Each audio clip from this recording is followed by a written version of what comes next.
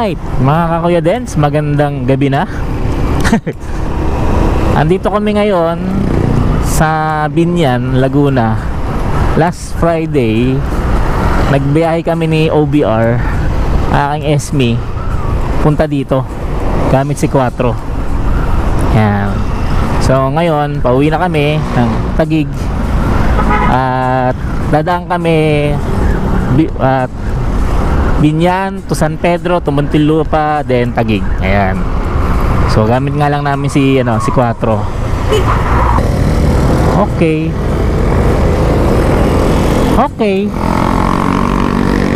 Ngayon pagbardagulan ditong kotse.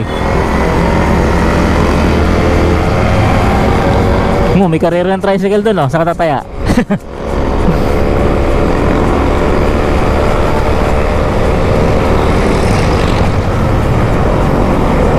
Luwag dito, linggo. Whee! Mahal. Ang luwag dito, linggo.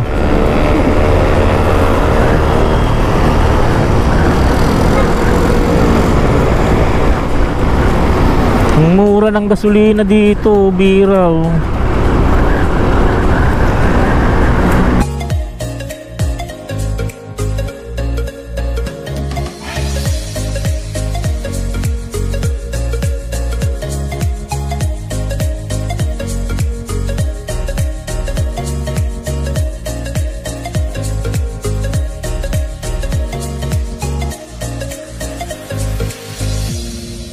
A few inches later.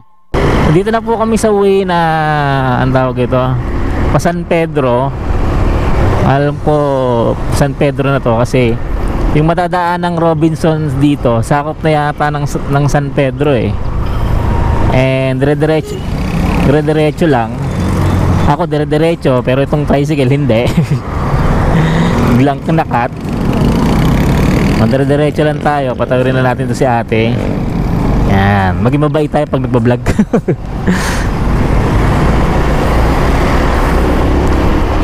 Hay. Sana lahat ng daan ng ganyan may ilaw yung linya para madaling makita. Aray ko, may buto. Mayroon na namang bato na.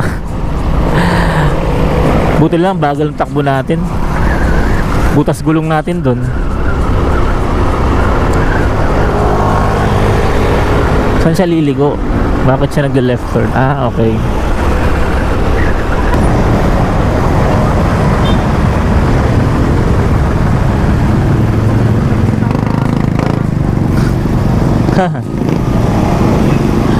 Salamat nga pala. Anong pangalan ng shop doon? Nakalimutan ko na. Sa vulcanizing shop na napagpaayusan namin ng gulong last Friday night. Dahil nandito kami sa area na to nung nabutas yung... Hindi pala, nalayo pa, di ba mahal? Hindi, yung nabutas yung gulong. Ay, oo, doon pa kami tulak. Nag-exercise po ako habang tinulak ko. So, ang kuya nyo, buti na lang kuya nyo sanay magtulak.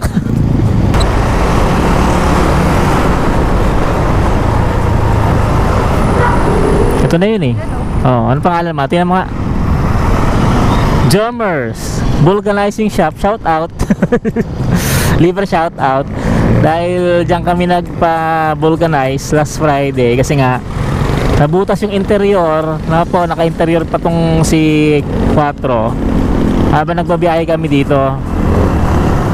So buti na lang di pa ganun kagabi at may mga bukas pang vulcanize. Pero ang layo na ng pinagtulakan ko. Ayan.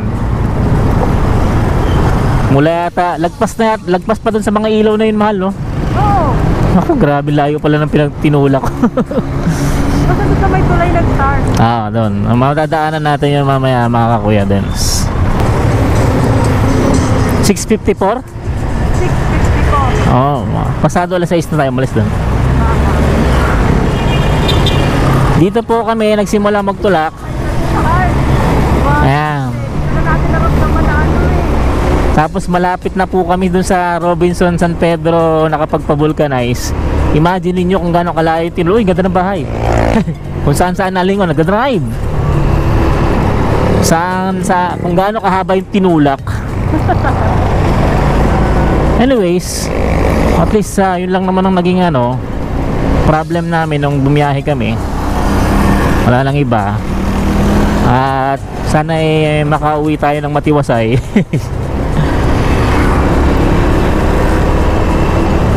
Unang-una, pag nagka-aberya tayo sa kalsada mahal, wala tayong pera. Hindi, na-announce ko na wala talagang pera. Kaya yung YouTube ko sana kumita na, di ba? Malay mo naman, dumami subscriber natin dahil maawa. Ayun alabang na daw. Pag nakita ko na yung SM Center Muntinlupa, alam ko na yung malapit-lapit na tayong alabang. Ganda nito Jimny nga pala to, kulay puti. Parang ang ganda ng kulay puti. Jimny yan mahal. Bagong style lang Suzuki Jimny.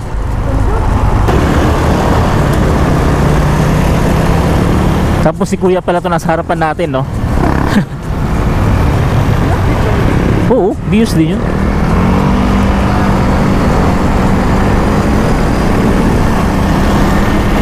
Yan, dahan-dahan lang po. Sabi ni ate, huwag daw magmamadali. Hindi naman po kami nagmamadali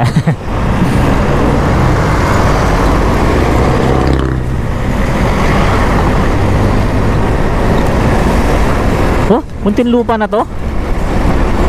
Bay, nakatawid na pala tayo. Mahal, Muntinlupa na pala to. Oh, halagay dun sa LED.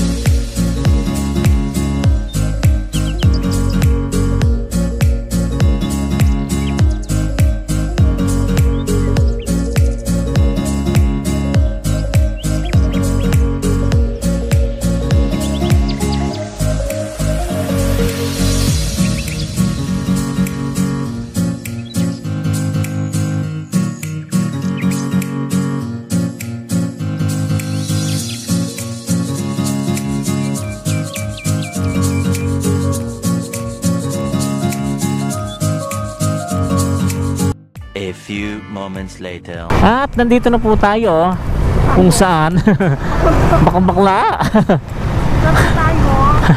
Dito na po tayo sa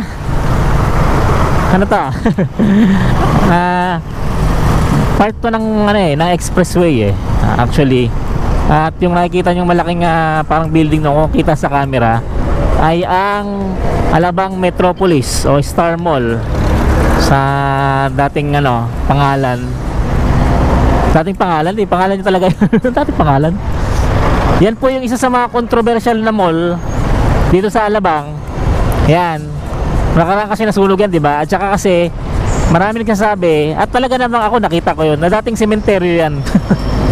Alam mo yun, mahal, di ba?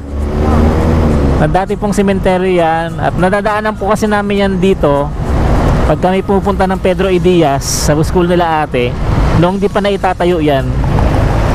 Kaya ako po ay nakita ko po siyang dating cementerio. So dito na kami sa Alabang na walang kung part isa ilalim ng expressway kung saan didiretso ako ng service road, East Service Road, para dire-diretso ng tawag ito ng Sukat and then Bikutan. Yan. Mahal, first time ko magmotor dito sa area na to. Never talaga ako nagmumotor sa area na to kasi sabi nila mahigpit ang enforcer dito Oo, tambak na nga yung jeep barado daanan na. Ay, mga pare, back ka naman. So papasok na po tayo ng East Service Road. Mahal, tuturo ko sa iyo yung sinasabi ko sa iyo kung saan yung bilihan. Mahal, yung bilihan. Sige. At bago ang lahat ay hi. Malapit na ba dito? Yung Saint Bernadette na ina-applyan kong matagal na. Hanggang ngayon di pa ako matanggap. Hindi ko alam kung bakit. Malayo pa.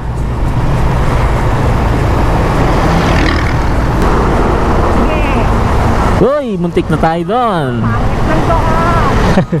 Muntik na tayo doon. Sorry po, hindi ako nag-signal. Parang ang tagal nung asan na yung Euratex? Euratex, magpakita ka.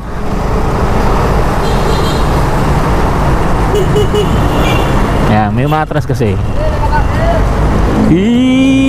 Yo! Uy!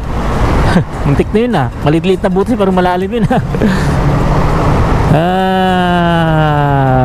ayun. Saan na ba yung Euratex? Hindi pa mahal kasi alam ko malapit lang yun. Pagbaba lang ng ang tawag dito, sukat, malapit lang hindi naman ganong kalayuan. Yun, na motor ko na yun, mahal ang binili ko yung keyboard ko dun. Ayan yung signage ng Euratex. Kita mo? Ayan yun.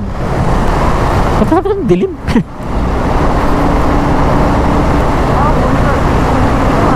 Oo.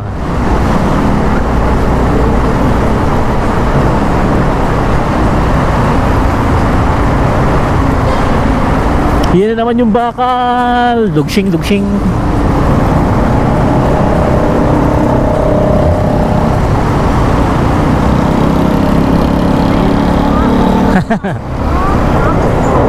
Wohoy! Thank you sa signage. Sa pagturo.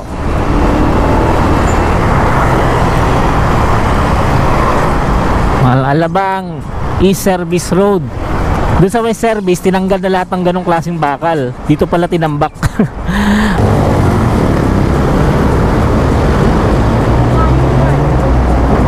Walang iya naman yung mga bakal na to.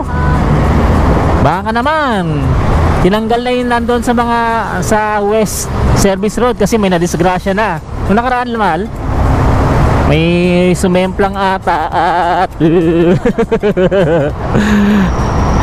at sumemplang na motor at saka tricycle. Ang taas naman ng ito na naman. Mababa. Mas mataas yun. Kaya kung magagawa naman ng paraan yung tanggalin nyo na yung mga bakal na yan.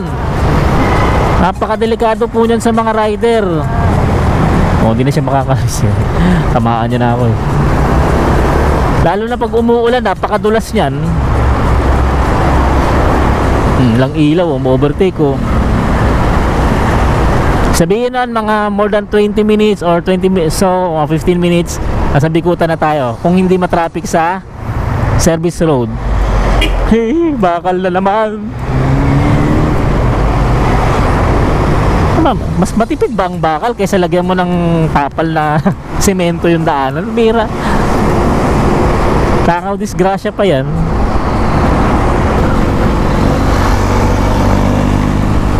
Bakal na naman. Uy, East Service Road, beke naman. Puro bakal.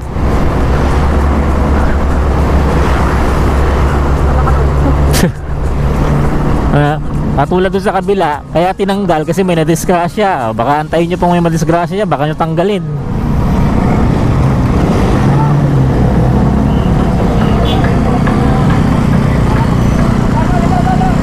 Parang gusto kong gumawa ng light prod, mahal. Saka na daw, walang panggala. Padamihin nyo subscriber ko, kulubing YouTuber. Palitan ko na yung pangalan ko sa YouTube, mahal. Mahal, palitan ko na yung pangalan ko sa YouTube, sa YouTube. Kulubing Dencho. Yun na. Ay, tawid na, kuya. Yan. medyo nalito siya at akala niya didiretso ako. Lakefront, yan po, yung kahabaan na yan. Natagal na akong di nakakatambay dyan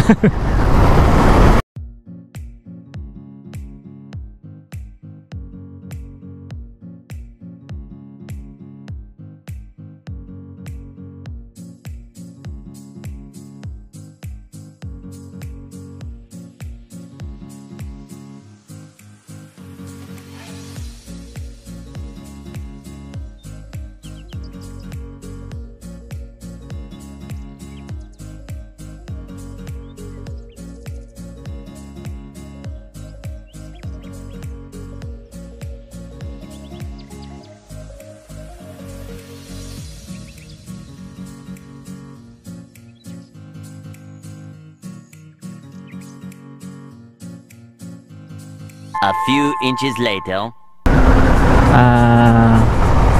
Ang tawag ito? Ang tawag sa mall na yan, Mal? Walter Mart? Walter Mart na yan. It's Perpetual Village.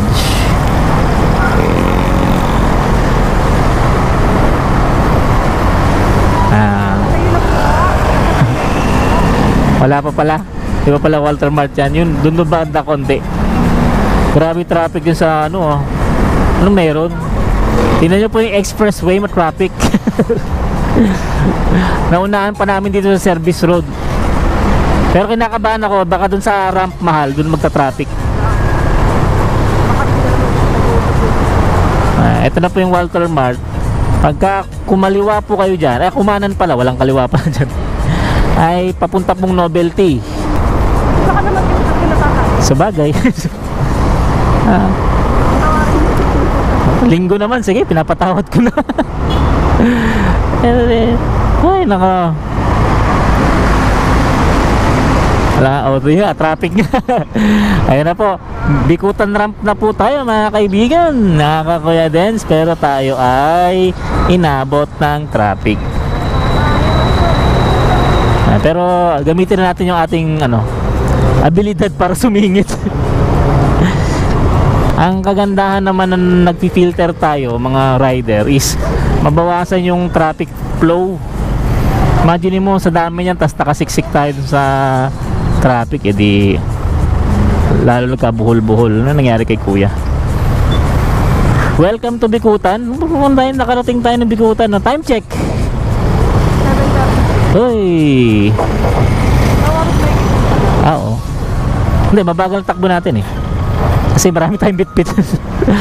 Ayan.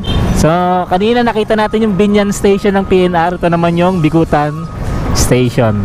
Ayan yung mga relays nila. Ayan. Ayan. Aray ka. Medyo masakit na po yung dalian mo, Kuya. Thank you. Ayan. Medyo masakit na yung aking puwet. Long ride. Pero dalawang bagay na patunayan ko sa long ride na to, mahal. Una, matatag sila si 4 sa long ride. Pero ayusin na natin to. PPMS na natin. Pangalawa, kaya ko na rin mag long ride. Traffic ha. Nagkarlan agad. Layo no. Mount Banahaw. 2 oras, 3 oras na biyahe yun. Dito may tunnel. Ha? Kabiyang tunnel. Kabiyang? Marami ng pulis dun eh. Kasi naman mga kapwa-rider, ginawa nyong racetrack yun eh. Di ano kayo, pinormahan tuloy kayo ng HPG. Pero dapat lang para madisiplina. Ba't na pupunta? Ayan. Welcome to our territory na ba natin to? Sige na ko ate, tawid na. So hindi na ako magpapatagal, nakarating na po kami ng Bikutan. Salamat sa mga sumama sa aming joyride mula Binyan. Wala pong wala tayong hinto mahal Hindi naman tayo hindi kami nagpahinga, dire-diretso na yung biyahe.